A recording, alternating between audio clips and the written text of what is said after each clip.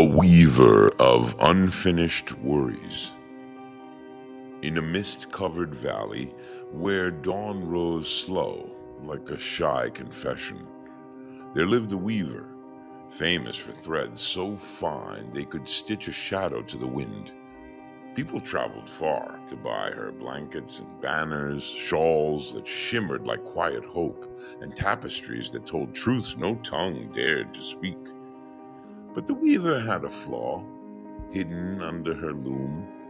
She collected worries, like other artists collect colors. Every doubt she ever swallowed, every fear she ever borrowed, every what if she had ever whispered, she wound into spools stored in baskets, stacked to the rafters. They hummed in the night.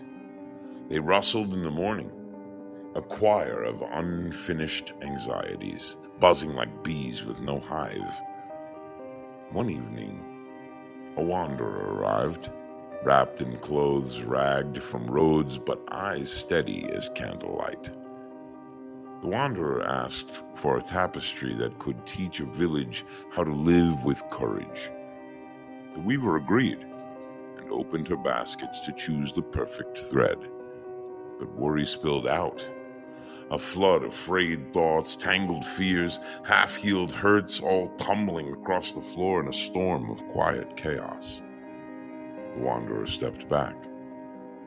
"What are those?" The weaver flushed. "My threads?" "No," the wanderer said. "They are your prisons." Weaver snapped. "They are my memories, my warnings, my ways of staying safe."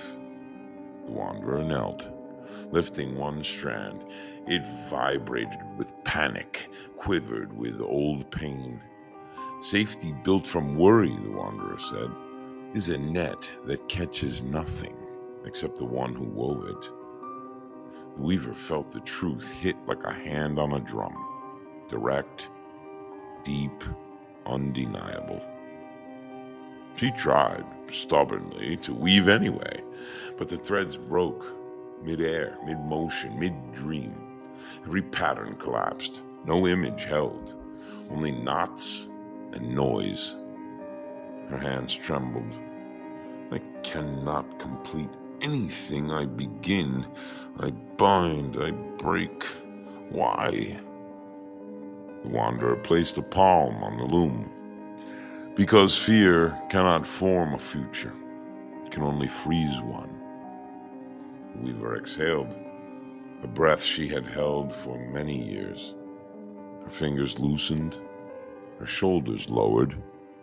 Her eyes burned with the sting of seeing clearly. "What do I do now?" she whispered. "Empty the baskets." The weaver hesitated.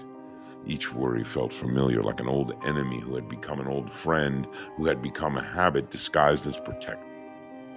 But she gathered them anyway, one by one. The small, sharp ones, the heavy, hidden ones, the ones shaped like shame, and the ones shaped like someday. She carried them to a river and dropped them in.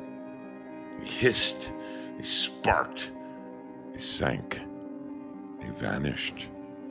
When she returned, the loom sat still, waiting, open, ready. She picked a new thread, a bright one, a brave one, not born of worry, but of possibility. This time the tapestry held, a rising mountain, a lit path, a figure standing tall with a lantern raised, and fear behind, not ahead. The wanderer smiled, while the weaver cried. The valley learned. Some people guard their worries as if losing them would make them lose themselves. But worries are weeds. They do not protect the garden.